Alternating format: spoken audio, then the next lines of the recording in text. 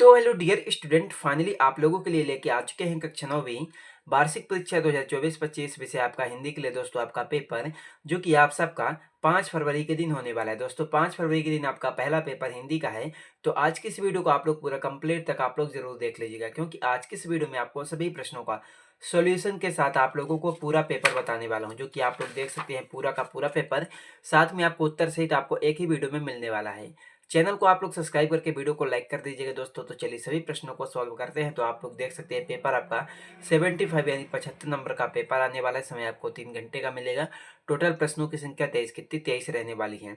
तो आप लोग देख सकते हैं दोस्तों, सबसे पहले आपको कुछ इस तरह का निर्देश आपको देखने को मिलेगा। सभी प्रश्न अनिवार्य हैं। प्रत्येक प्रश्न के लिए 1 अंक आवंटित उसके प्रमुख अंकित हैं।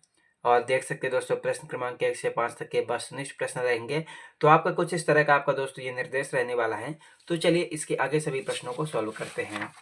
तो इसमें हमारा सबसे पहला आपका आता है प्रश्न नंबर 1, जो कि आपसे पूछा गया कि निम्नलिखित प्रश्नों में से सही विकल्प का चयन करके लिखिए, जो कि दोस्तों 6 नंबर का पूछा गया है।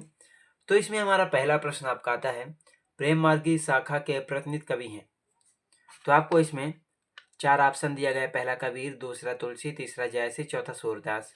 पहले प्रश्न का आपका राइट आंसर क्या हो जाएगा दोस्तों? पहले प्रश्न में आपको लिखना होगा प्रेम मार्गी शाखा के प्रतिनिधि कवि कौन है? जायसी। तो पहले में आपको तीसरा नंबर लिखना होगा जायसी। 2 में आपका आता है मेघ आय रचना है। दूसरे का राइट आंसर हो जाएगा मेघ आय आपका रचना सर्वेश्वर दयाल सक्सेना। तो दूसरे में आपको दूसरा नंबर लिखना होगा सर्वेश्वर दयाल सक्सेना की मेघ आय रचना है। 3 में आपका आता है काव्य की शोभा बढ़ाने वाले तत्व कहलाते हैं। तीसरे का राइट आंसर हो जाएगा काव्य की शोभा बढ़ाने वाले तत्व को अलंकार क्या अलंकार कहते हैं। तो तीसरे में आपको चौथा नंबर लिखना होगा अलंकार। 4 में आपका था झूरी ने दोनों बैलों को भेज दिया। इसका राइट आंसर हो जाएगा झूरी ने दोनों बैलों को ससुराल। कहाँ ससुराल भेज दिया था? चौथे में तीसरा नंबर लिखना होगा ससुराल। उसके बाद दोस्तों आपका 5 में आता है दो वर्णों के मेल से होने वाले परिवर्तन को कहते हैं। इसका राइट आंसर हो जाएगा दो वर्णों के मेल से होने वाले परिवर्तन को क्या कहते हैं? संधि कहते हैं, पहला नंबर। 6 में आपका आता है राम स्वरूप ने रतन से मंगवाया था। इसका राइट आंसर हो जाएगा राम स्वरूप ने रतन से क्या मंगवाया था? मक्खन। क्या मंगवाया था? मक्खन। तो आपको 6 में लिखना होगा आपका दूसरा नंबर मक्खन। तो उसके बाद आपका आता है दोस्तों प्रश्न नंबर 2, जिसमें आपका पूछेगा कि निम्नलिखित रिक्त स्थानों में सही शब्द का चयन करके लिखे, जो कि 6 नंबर का पूछा गया है। तो इसमें हमारा पहला प्रश्न आपका आता है एक भारतीय आत्मा ... को कहा जाता है। पहले प्रश्न का आपका राइट आंसर हो जाएगा एक भारतीय आत्मा माखनलाल चतुर्वेदी। किसको?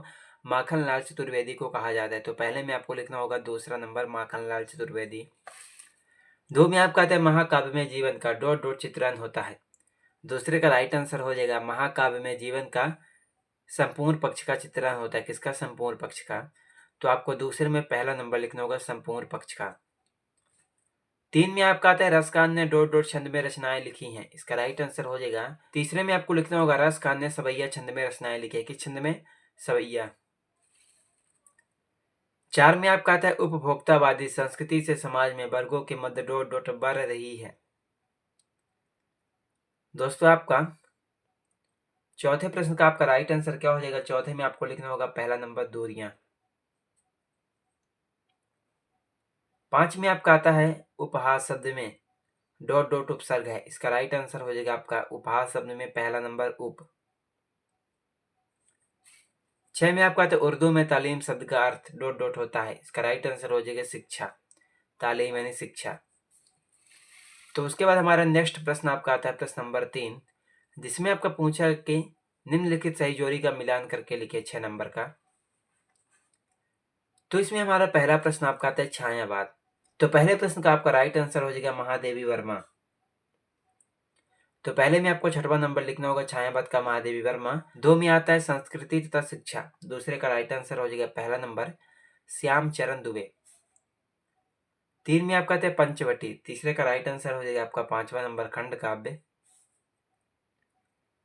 4 में आपका आता है ग्राम का तद्भव। इसका राइट आंसर हो जाएगा आपका ग्राम का तद्भव, दूसरा नंबर गांव। 5 में आपका आता है बुद्धिहीन प्राणी। 5वें का राइट आंसर हो जाएगा आपका चौथा नंबर गधा। 6 में आपका आता है मेरे संग की औरतें। इसका राइट आंसर हो जाएगा आपका 7वां नंबर मृदुला गर्ग। उसके बाद आपका आता है नेक्स्ट प्रश्न, आपका प्रश्न नंबर 4, जो कि आपसे पूछा गया कि निम्नलिखित प्रश्नों का उत्तर एक वाक्य में लिखिए। 6 नंबर का आपका ये भी पूछा गया, तो इसमें हमारा पहला प्रश्न आपका आता है, रस खान किसके अनन्य भक्त थे। पहले प्रश्न का आपका राइट आंसर हो जाएगा जो रस खान थे श्री कृष्ण के अनन्य भक्त थे, तो पहले में आपको लिखना होगा श्री कृष्ण।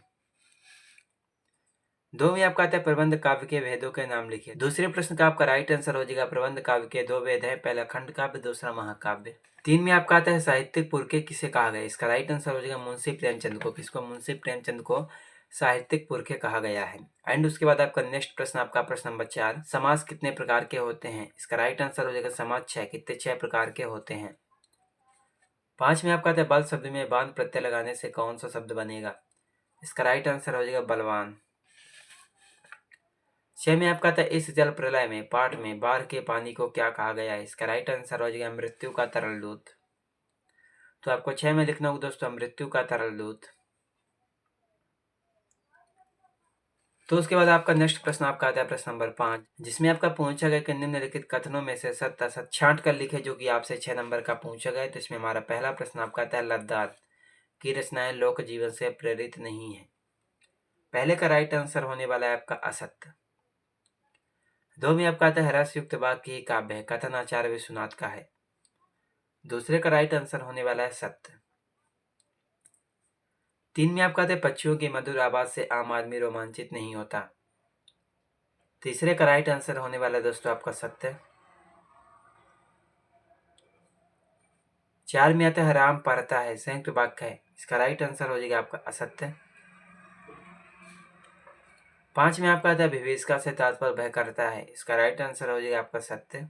6 में आपका आता है उमा साहसी लड़की थी। इसका राइट आंसर हो जाएगा आपका सत्य। तो आपको 6 में लिखना होगा सत्य। तो उसके बाद आपका नेक्स्ट प्रश्न, आपका प्रश्न नंबर 6, वक्त काल को सदयुग क्यों कहा जाता है, लिखिए 2 नंबर का। उसके बाद हमारा आता है प्रश्न नंबर 7, जिसमें आपका पूछा है कि सुमित्रा नंदन पंत अथवा रसकांत कवि के भाव संदेह की कोई तो विशेषता। तो उसके बाद आपका प्रश्न नंबर 8, हथकड़ियों को गहना क्यों कहा गया है। उसके बाद आपका आता है प्रश्न नंबर 9, मानसरोवर से कवि का क्या आशय है।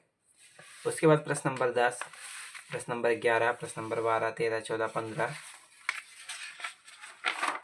उसके बाद दोस्तों आपका आता है प्रश्न नंबर 16, 17, उसके बाद 18, उसके बाद 19 आता है, उसके बाद आपका ये 20, उसके बाद 21 के बाद आपका 22, उसके बाद 23।